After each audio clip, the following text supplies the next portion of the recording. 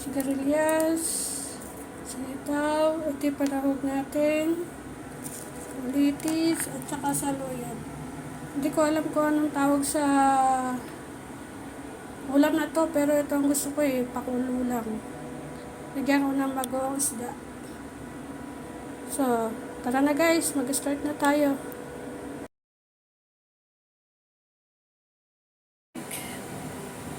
Ilagay na natin yung sibuyas. Ilagay na natin yung bagoong. Tapos pakuluan lang natin yan guys. Pagka kulong-kulong na yan, lagay na natin yung ibang gulay. Okay, mamaya uli guys.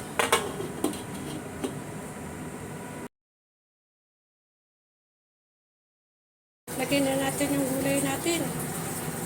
Kulong-kulong na yan guys. So, lagay na natin itong sigarilyas. Yan.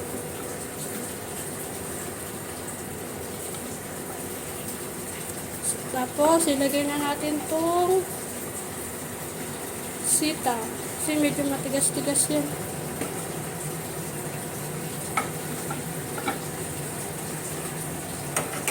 Ilagay natin ng konti.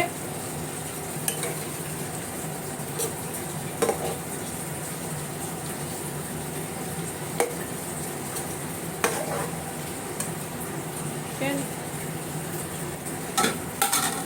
Kita nyo yung tsura guys. Sarap na Takpan natin ulit. Katulad ng dati, isang kulo. Lagay na natin yung ibang gulay.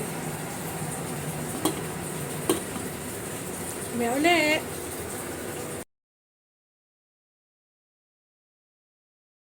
After ng 1 minute, 2 minutes, ilagay na natin yung ating saon.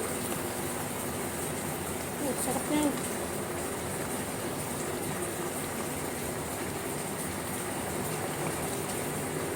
Lagay na natin din yung gulay. Ulitis. Pero hindi ko alam kung anong tawag dito sa luto na to. Basta alam ko, masarap to. Lagay na natin ulitis. Isang kulo. Isang kulo. Lagay na natin yung ating isang gulay. Oh, sarap tignan guys. See? Ilagay na natin ang kulitis. Ay, kulitis. Ano pala to? Ano ba yung tawag dito? Saluyot. So, takpan ulit. Tapos na.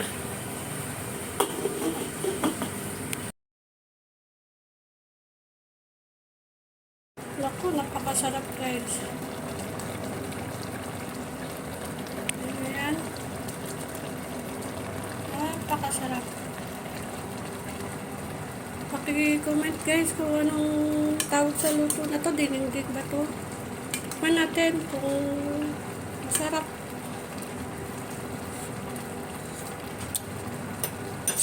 Tama-tama na yung lasa niya. Masarap guys. I-comment ko anong tawag sa luto na to. Sa mga Ilocano yata to. Pero masarap to.